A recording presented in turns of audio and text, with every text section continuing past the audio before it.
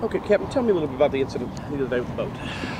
On June the 3rd, one of the members from Texas A&M Research reported to the Sheriff's Department that his boat, which he had launched there at the 105 bridge, and he had gone north about 2 miles on the river. And there was a project plot back there that he needed to search, so he beached his boat on the side of the river.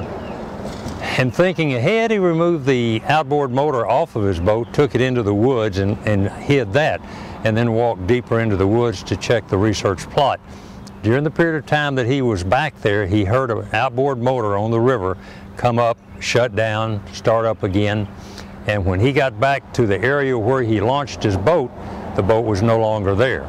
So we're thinking, of course, logically, the outboard motor that he heard was probably the individuals that stole his boat. They know they head back northbound or south on the lake or the river? Do they know? There was no way he could tell. He could just tell that the motor was on the river and, of course, vanished in one direction or the other. What about any suspects or anything on this? Not at this early stage, we don't.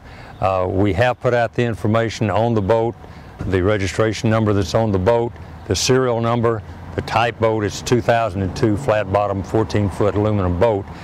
It's going to be extremely hard for anyone to be on the river in this boat, try to sell it, or leave it in their yard, because I can promise you, it being marked the way it is and with the serial numbers, the options of having it in their possession are not good.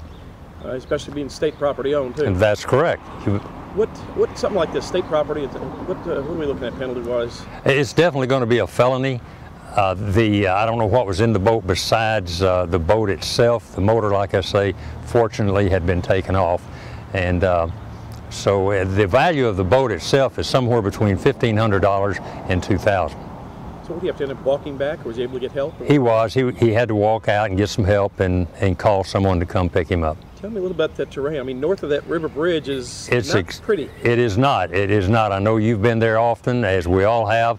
It's very treacherous terrain. The woods are thick.